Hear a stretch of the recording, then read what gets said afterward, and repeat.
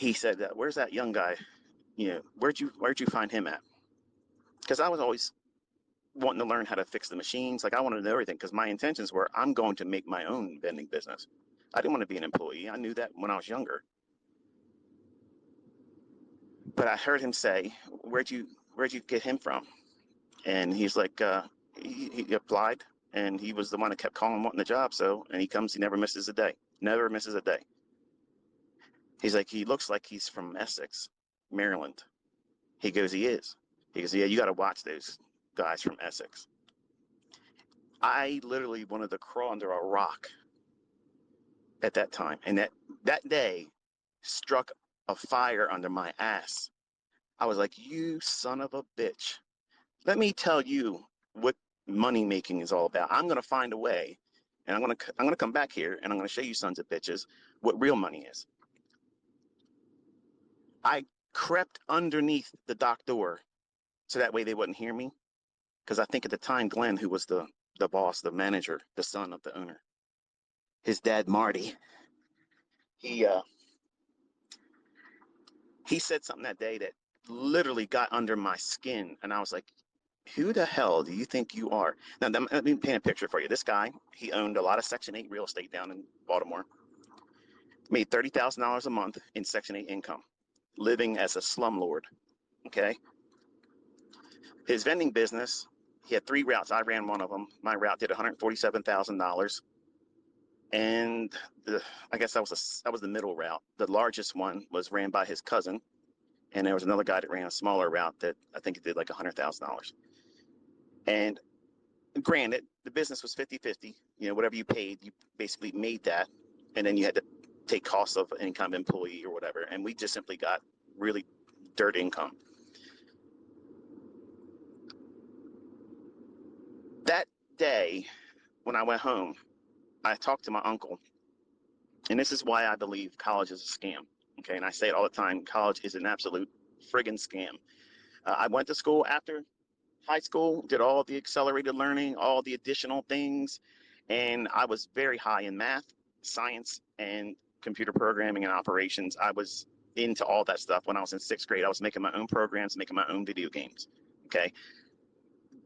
It is what it is. Now, today, all the programming languages that are available, I don't keep up with it because I'm not trying to be a computer programmer. I'm not trying to be an employee, and I could care less. But that day when I came home and that employer of mine offended me without knowing that he offended me, obviously I couldn't quit because I needed the money. But I talked to my uncle, who was a University of Maryland graduate in finance and business management. And I said to him, I said, what would you do if this happened? And I explained what I just told you. And he was like, what did I ask? Like, did you say anything to him? I said, no, I was embarrassed. Like, I mean, I'm from Middle River, which is across the street, basically, from Essex, which is down the street from Dundalk, Maryland. Okay. And they are like the armpits of Maryland. Okay. Like, as far as like white trash, like that's the areas where you see it from. And I can say that because I came up from it. So a lot of good people live in there, and they still do. But generally, you get the rough riders from that area. And some folks that are from this area, when they hear me talk, they can hear, like when I say use, like that's a slang that you can basically tell if somebody's from, Middle River, Essex, Dundalk, that vicinity. We all have that kind of vernacular, that little accent. But my uncle told me, he said, you just got to get yourself a good education and just pursue what you were in school for. I said, I don't want to do it. Like, I don't want to do it. When I got out, I couldn't get a job with all the programming. I couldn't do it. I studied COBOL, CICS, Pascal, Basic, C++, and I didn't want to be in the video game making. Like, I didn't want to do that. At the time, the visibility, and I was really wrong, I didn't see that as a industry that would have been growing, because I watched it transform so much from like Atari 25 or 2600 when I was a kid. We all have PlayStation and Xboxes now, but when I was a kid, it was Atari 2600. Like, if you weren't it, if you didn't have that. Okay. So I've watched all the transitions, and I was like, I just think it evolves too fast, and I just don't see myself being able to do that. But I was wrong in that regard, because if I would have gotten into game making, I probably would have done well. But, and I know this probably has nothing to do with trading, and some of you are like, man, get to the point. The point is you all asked how I think and interpret and how I got to where I am and how do I get through all the struggles. Well, this is one of those struggles that lit a fire under my ass. A boss literally basically said that I was trash. Didn't say the words trash, but that's what it is. So when I talked to my uncle that day when I came home, because I actually lived with them, I rented a room and board, $50 a week, and I told him, I said, Uncle Stan, I'm mad, like I'm pissed off at this guy. Like I want to go back and tell him off, but if I do, he's going to fire me. He's like, well, the best way to live well is, I'm sorry, the best revenge is to live well. You just go and do something better for yourself. And then when it's time, leave. But I didn't have an answer for how to do that. Like I didn't know what it is that I would be doing to make money. Not that I was making a lot of it under them, but I spent an average of 13 hours a day doing that garbage job and listening to his lies saying, I'm going to make you a route manager one day and you would be $500 a week. Now, $500 a week back then in 1990, what, 91? Yeah, 91. I literally swallowed that hook, line, and sinker thinking $500, that's mad money. Like, that's crazy money back then. $500 is nothing. Like, my stop loss, my stop loss per tick is like that now. So the bottom line is I was pissed off and I wanted to find a way. I wanted to find a way to get out of that situation. And my uncle's advice was go back to school and pursue more of the languages that are available today. Now, this is a guy who I love. He was a father figure in a period of my time of growing up. He let me move into his home and they treated me very good. But this is the same person, and this is what I said, don't take life advice from people that have a lot of drama in their life. And there's people out there that critique me very hard, and they assume the things I talk about and say aren't good advice. But if you look around, there's a lot of folks, since I've been public teaching, they're showing the results. You know, they're doing those funded accounts. You know, I'm seeing people getting paid, not just the acceptance of these funded accounts. And I'm not going to sit here and rep anyone's company because I don't have any affiliation. And please, if you're part of those companies, don't reach out to me anymore because I'm not going to, rep you. I don't do those things. Just like brokers, I don't rep a broker either. I'm not introducing broker. I'm not trying to get you to do anything except for invest in time with yourself and believe in yourself, because I'm telling you right now, going to college is the biggest fucking scam you'll ever do. And I don't care if you make money because you went to college. The world has changed. Look around. Look around.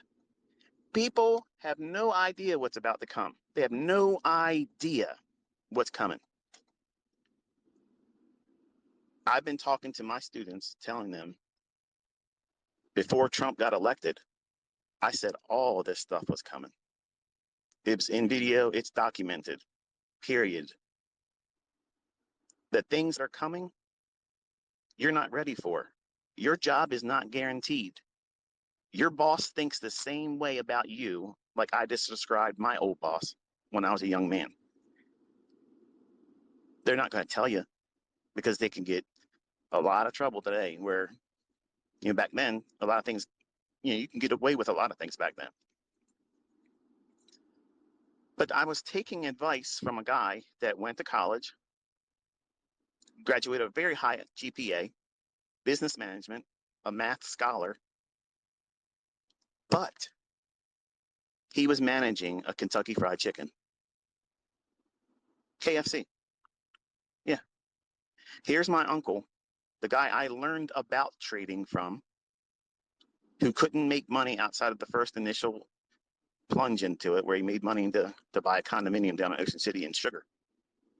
And he told me when I was 15 years old and 16 years old, every Sunday at my grandmother's, the richest people in the world, Michael, trade futures and options. Get yourself a good job, become an electronic technician, save up, invest, and live like the fat cats. Well, at 15 and 16, hearing that, I'm interested in martial arts. Okay, I'm going to run my own martial arts school. I'm not interested in all that stuff. That sounds like the stock market. That's over my pay grade as a kid. I'm not interested. I hadn't really worked yet, and then when I started working, I was thinking this sucks. First job was a dishwasher at Gerspec's grocery store. But I looked at my uncle that day and I told him, I said, can I tell you something? And I want you to know that I'm saying this with love, and I just want to know things better. But how do you feel knowing that you wasted 6 years of your life in college and all the bullshit that you subscribed to and the books that you paid for, all that prep work, all that stress and crunching numbers, all that stuff, and you're working at Kentucky Fried Chicken, managing kids that don't want to come to work, and then you got to stay and do their job. You did all of that as a result of spending time and the money. He paid out of his pocket, folks. He didn't have financial aid. Again, he didn't have those things. He paid for it with his jobs and savings and money, and he cut grass. And that's what he does today. He's a retired man. He doesn't even trade, and he's got his own little grass cutting business. So he puts a little bit of bread in that, and he's got a pension from Verizon where he retired from. But he was not successful as a trader. He was not successful as a college graduate with exemplary marks in school. Like, his grades were great. And to talk to him, he's a very intelligent guy, very intelligent, but down to earth too. And I I love talking to him.